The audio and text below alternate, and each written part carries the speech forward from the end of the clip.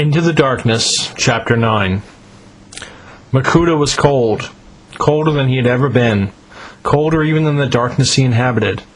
On his way to prevent Hydraxon from acquiring the Mask of Life, he had been ambushed by Toa Matoro and frozen inside super-hard ice.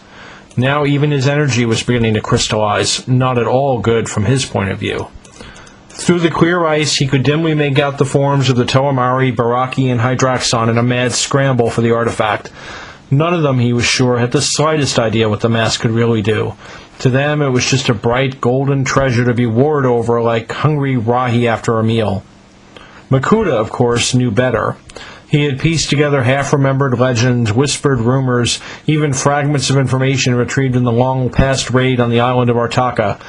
The Mask of Life was intended as more than just a cure-all for the Great Spirit Motunui in the event of his illness. No, the Mask of Life was a quick solution to another problem altogether. The Great Beings had created a universe, but they could not be certain it would operate as they wished. And if it did not, if the population plunged into war, if pestilence and famine took hold, if all hope was gone, the Mask would activate, draining all life from every being and ending the universe once and for all time.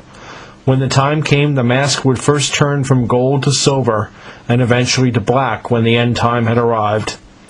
Axon, Brutaka, Umbra, all the noble guardians of the Kanohia Ignika had never realized that they were protecting an item that could bring about complete annihilation. But Makuta knew its true importance and had factored that into his great plan.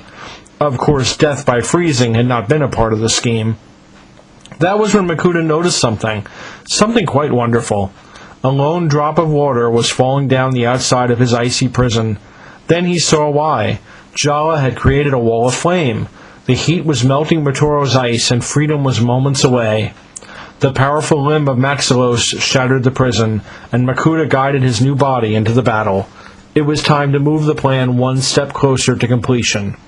The end. For now.